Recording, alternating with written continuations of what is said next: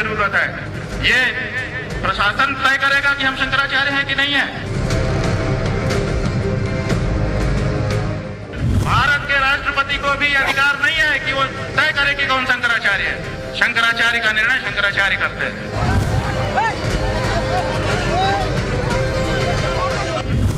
स्वामी जी, हम हैं ज्योतिष पीठ के शंकराचार्य, निर्विवाद रूप से हैं। और अगर कोई विवाद उठाता है इसका मतलब कि वो दूषित भावना वाला है।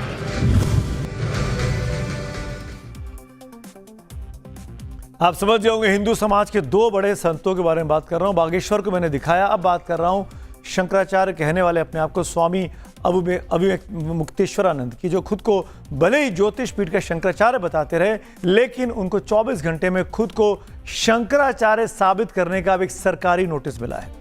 स्वामी अभिमुक्तेश्वरानंद को नोटिस जारी कर यह पूछा गया है कि वो खुद को ज्योतिष पीठ का शंकराचार्य कैसे लिख सकते हैं।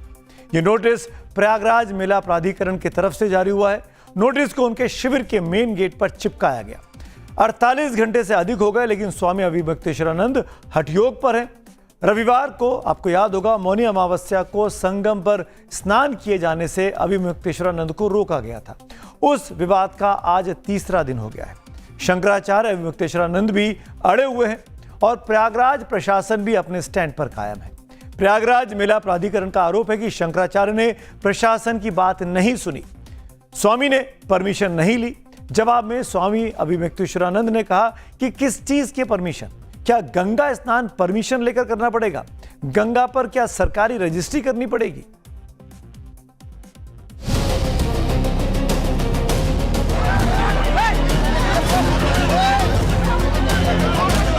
स्वामी अभिमुक्तेश्वरानंद फिर विवादों में आए शंकराचार्य। स्नान की लड़ाई शंकराचार्य की पदवी तक क्यों आई? अभिमुक्तेश्वरानंद के शंकराचार्य होने पर सवाल, जवाब में स्वामी अभिमुक्तेश्वरानंद का चैलेंज। 8 बजे हुए और आपसे बातचीत करने के लिए उपलब्ध। माघ मेला में अभिमुक्तेश्वरानंद का हठयोग कहां तक आ पहुंचा? शंकराचार्य की पालकी से स्नान पर क्यों छिड़ा संग्राम? मौनी अमावस्या पर क्यों हुआ प्रशासन वर्सेस शंकराचार्य? शंकराचार्य अभिमुक्तेश्वरानंद का हमेशा सरकार से बैर क्यों? अखिलेश राज में बरसी लाठियां।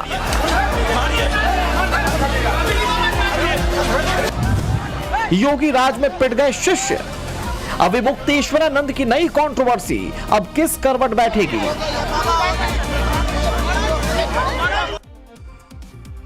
मौनी अमावस्या पर यह विवाद शुरू हुआ। उस वक्त स्वामी अभिमुक्तेश्वरानंद पालकी पर सवार होकर अपने शिष्यों और समर्थकों के साथ गंगा स्नान के लिए निकले थे।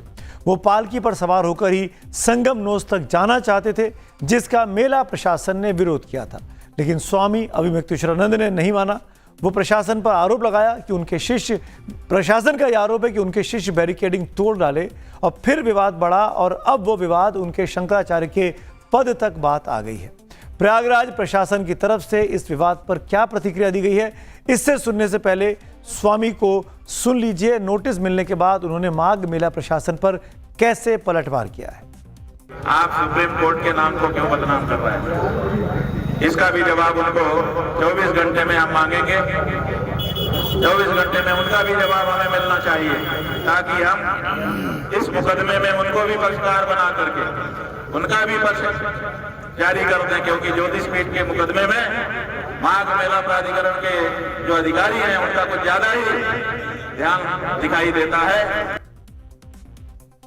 एक तरफ मेला प्राधिकरण वर्सेस अभिमुक्तेश्वरानंद चल रहा है, वहीं इस कंट्रोवर्सी पर साधु सन्यासियों से लेकर सियासत की दुनिया से भी प्रतिक्रियाएं आनी शुरू हो गई हैं। स्वामी अभिमुक्तेश्वरानंद के शंकराचार्य होने पर विवाद क्यों है, इसे भी आगे आपको बताऊंगा। लेकिन अभी मौनी अमावस्या को लेकर विवाद किस बात पर शुरू हुआ, इस पर माघ मेला प्रशासन का क्या कहना है, आगे बढ़ने से पहले इसे भी सुनना बहुत जरूरी है। बहुत ही स्पष्ट रूप से मना कर दिया गया था कि ये हमारा स्नान पर्व है और इस दिन किसी को कोई प्रोटोकॉल व्यवस्था इत्यादि उपलब्ध नहीं कराई जाती है, और उनको स्पष्ट रूप से इनकार कर दिया गया था। और बावजूद इसके जो हमारा त्रिवेणी पीपा पुल है जो कि सिर्फ इमरजेंसी सर्विसेज के लिए ओपन होता है, उस पे हम लोगों की सिर्फ फायर, इमरजेंसी इत्यादि सर्विसेज की गाड़ी जाना अनुमन्य है। वो अपने सैकड़ों अनुयायियों के साथ अपने वाहन पर सवार होकर के उस पीपा पुल पर आए और उन्होंने वहां का जो बैरियर है उसको तोड़ा। संगम रोड पे भारी भीड़ थी, महिलाएं, बच्चे और बुजुर्ग स्नान कर रहे थे और वहां पर यह संभव नहीं था कि सैकड़ों की संख्या में कोई रथ बाल के लेकर के संगम रोड पर जाए और स्नान करे। 18/10/2022 का सुप्रीम कोर्ट का क्लियर जजमेंट है और उसी जजमेंट के क्रम में स्वामी जी को रिस्ट्रेन किया गया है शंकराचार्य के प्रोटोकॉल किसी भी तरह से देने से। और तब से लेकर अक्टूबर 2022 के उस सुप्रीम कोर्ट के जजमेंट के बाद से तब से लेकर अनवरत रूप से आज तक कभी भी मेला प्राधिकरण या मेला प्रशासन के द्वारा कभी भी स्वामी अमृतेश्वरानंद को कभी भी शंकराचार्य के रूप में प्रोटोकॉल नहीं दिया गया है। प्रयागराज की कमिश्नर सौम्य अग्रवाल का कहना है कि मौनी अमावस्या पर स्वामी अभिमक्तेश्वरानंद को प्रोटोकॉल देने से मना किया गया था। प्रशासन की तरफ से स्नान करने से मनाही नहीं थी, उनको लाव लश्कर के साथ स्नान करने से मना किया गया था। ऐसे में सवाल है कि स्वामी ने पालकी पर सवार होकर ही संगम नोस तक जाने की जिद क्यों की? काफिले के साथ ही स्नान करना है, इस पर अभिमक्तेश्वरानंद क्यों अड़े हुए थे? बताया जा रहा है कि जब उनका काफिला संगम नोस की ओर बढ़ा तो प्रशासन ने भीड़ प्रबंधन का हवाला देते हुए आगे बढ़ने से रोक दिया। इसी बात को लेकर उनके शिष्यों और पुलिस के बीच कहासुनी बढ़ गई और जो तस्वीरें 3 दिन पहले दिखी वो वायरल हो चुकी हैं। कथित तौर पर बाद में हाथापाई भी हुई पुलिस के बीच में और समर्थकों के बीच में। पुलिस ने कई शिष्यों को हिरासत में लिया।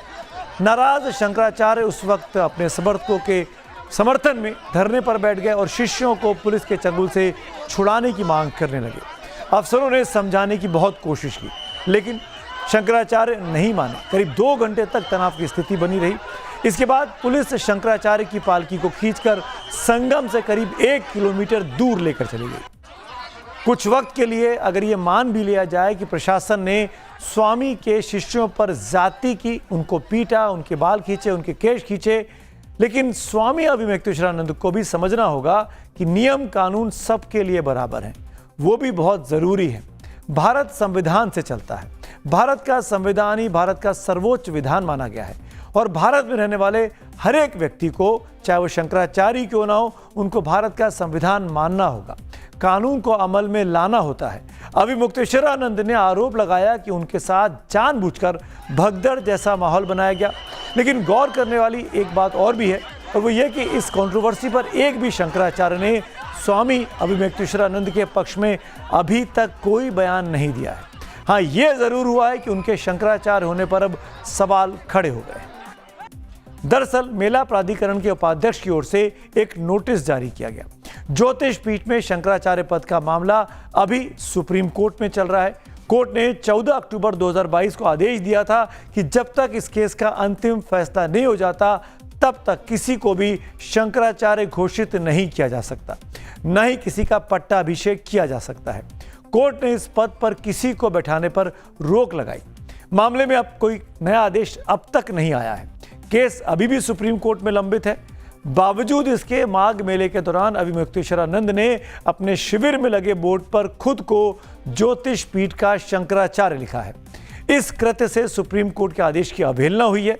मेला प्रशासन ने पूछा है कि 24 घंटे में बताएं कि खुद को शंकराचार्य वो कैसे लिख रहे हैं।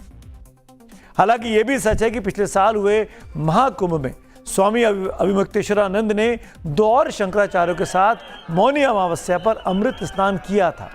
तब द्वारका के शंकराचार्य स्वामी सदानंद, श्रृंगेरी पीठ के शंकराचार्य विदुशेखर भारती और स्वामी अभिमक्तेश्वरानंद ने सरस्वती में संगम में एक साथ डुबकी लगाई थी।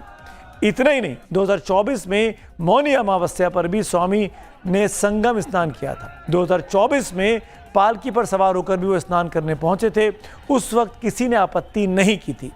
लेकिन इस बार ऐसा क्या हो गया जो बात उनके शंकराचार्य के पद तक आ गई है?